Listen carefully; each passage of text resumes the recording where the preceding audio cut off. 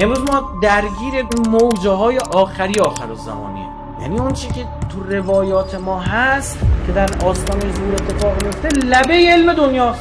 تو موجهای آخری شما سحر میشه چشماتون. همه رو مثال زده تو قرآن. در مورد بنی اسرائیل میگه سحر میکرد چشمانشان رو. اونا عصاشون انداختن، چوباشون انداختن، تناباشون انداختن، مار شد، مار نشد. قرآن میفرماید مار دیدی. میگه اما عصای موسی مار شد.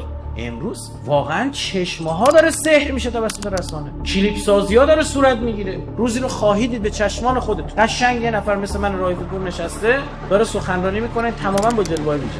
فناوری بلوبیمو ببینید وسط ورزشگاه مردم دعوت کردن از تو آب نهنگه اومد بالا پرید دوباره تو آب.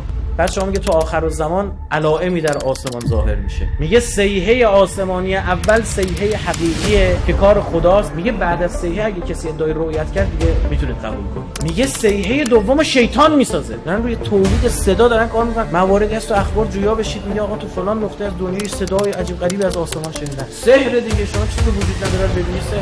اینه که الان ساخته شده ها. الان سرویس‌های امنیتی تو دنیا از این استفاده دارن. تو که این سریال ایرانی نشون داد گفتن آقا اینا خیلی قدیمیه. کتابی داشتم میخوندم در مورد جاسوسی آمریکا از شوروی. توی اونجا میگفت اون سال‌ها اینو شنود لیزری کرده بودن شوروی. بعد صداهای ما ارتعاشاتی که وجود داره منحصر به فرد مثل اثر انگشت. قشنگ میتونم بفهمم صدا کیه. و حالا دنبال این صداها رو بازسازی کنن.